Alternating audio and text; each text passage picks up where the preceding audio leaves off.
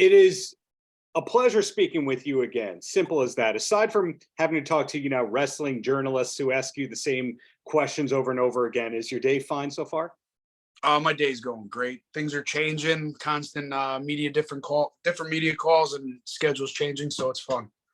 Well, a couple days ago, big pay-per-view victory. You're kind of like the king of the specialty match for pay-per-views at Impact. That's what I'm learning. Well, thank you. That's actually a nice compliment for once to get a king of specialty matches.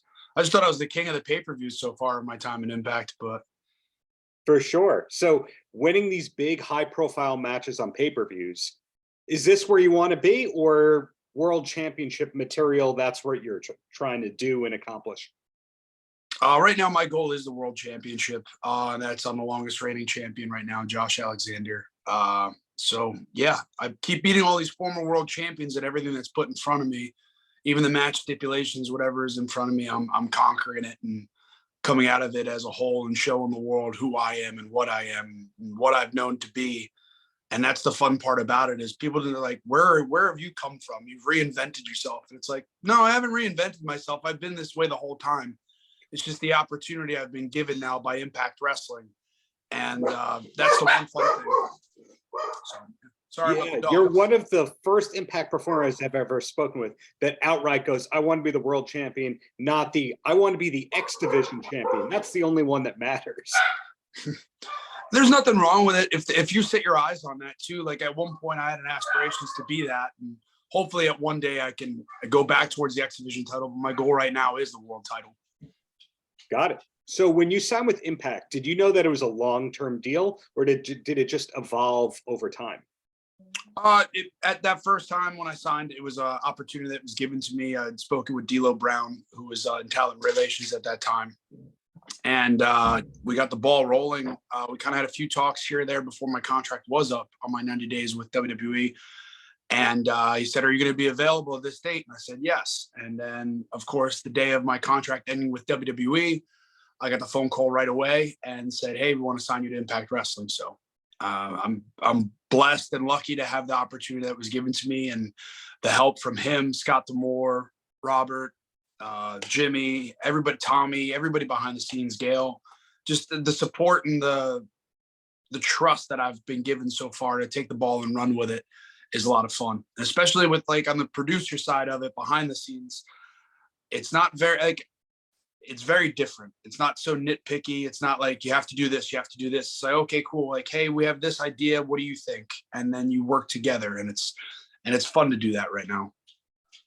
So you sort of answered what I was curious about, was who brought you into the company? Was it actually D'Lo, or did it come from the top above D'Lo that you were kind of recruited? Like, did you have a relationship with anyone from Impact first?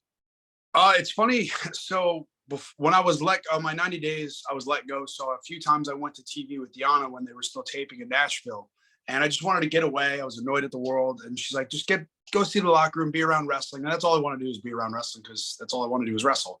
Yeah. And I was at a few of the tapings, and a lot of the guys in the back, and even the girls too, like I know from their time coming through NXT with tryouts, or just seeing them on the independents, or just seeing them out in general in the wrestling community. It's a small community, as big as people think it is, but it's a smaller community.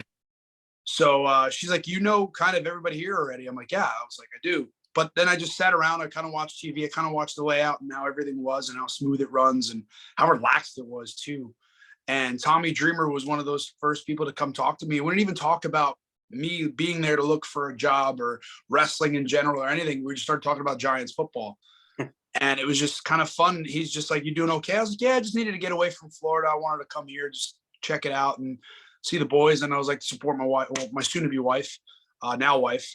Congratulations. But just through talks and conversations, just kind of being around. And then D'Lo kind of did the old NCAA, like college football recruiting thing of talking to Deanna while he's next to me, saying like, so when is his date up? Because I want to know, like trying to find that out, and without having the conversation, to stay away from all the legal problems. Right. So it was just fun to how the whole process worked out, and just look at 2 years later already in Impact Wrestling. And it's just, I'm grateful for the opportunity I was given and the help and the trust that I have.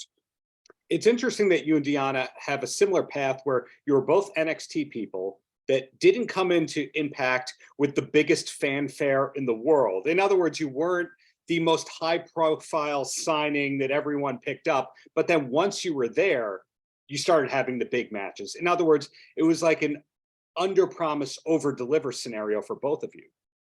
And I said in interviews once I was released too, and I got with Impact, and people were asking me like, "Oh, what's this? What's this? Like, how do you feel about going into this?" I was like, I have the advantage of the unknown, just because a lot of people that are a name and they leave, I think that's a lot more pressure on them, whether they're going to change up their gimmick or stay the same. For me, I get to create who I wanted to show the world the entire time, and get my voice heard and be able to speak on the microphone and have these vignettes and just. I got to create me, and that was the fun part for me, is like, wow, I have the bigger advantage because none of you know a damn thing about me, and I'm about to show you. There you go. And as I was telling you before, hey, big pay-per-view matches that have people talking, that you win, the king of the specialty match in my estimation. But putting that aside here, is wrestling always the number one for you in terms of like hobbies and interests?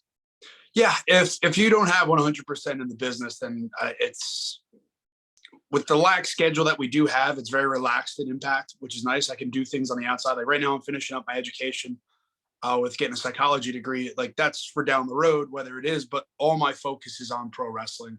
And even in this house, wrestling is on 24/7, or it's talked about 24/7 of stupid ideas.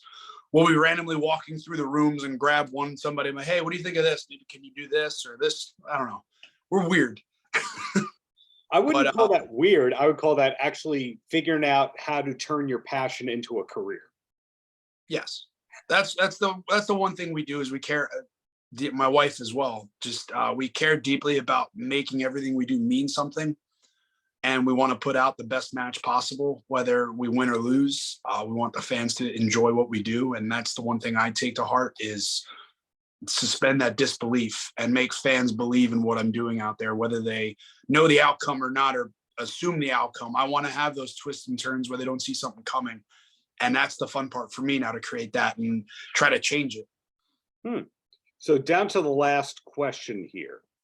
Besides watching Impact every week on Access TV and Fight and all that kind of stuff, do you have a TV recommendation you could pass along, a show that the wife and I should start watching? Yellowstone for one. That's the number one.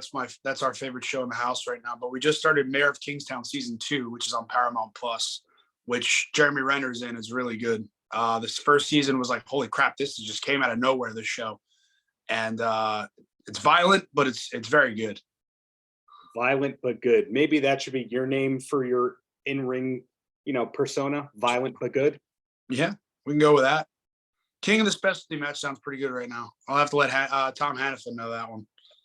Well, Steve, thank you for the wonderful matches, and looking forward to whatever is to come from you in the near future. Hopefully a world championship run in the very near future. Hopefully. Let's keep stacking bodies and tagging and bagging everybody. I guess the management's going to have to give me it at some point. And then working in the plugs here, Orlando shows next weekend. Yes, we have Kiss Me this weekend, Friday and Saturday, the 20th and 21st for New Year's Revolution and the Fallout. And then upcoming is No Surrender, Sacrifice, which is going to be on Impact Plus. And then we have Rebellion, which was just announced for Toronto, which will be on Fight TV. And that's the one I have my eyes on. Hopefully that's where that title match happens against Josh Alexander, if he holds on to it till then. Looking forward to that match and everything else. Thank you for your time, man. No, thank you. Paltrocast.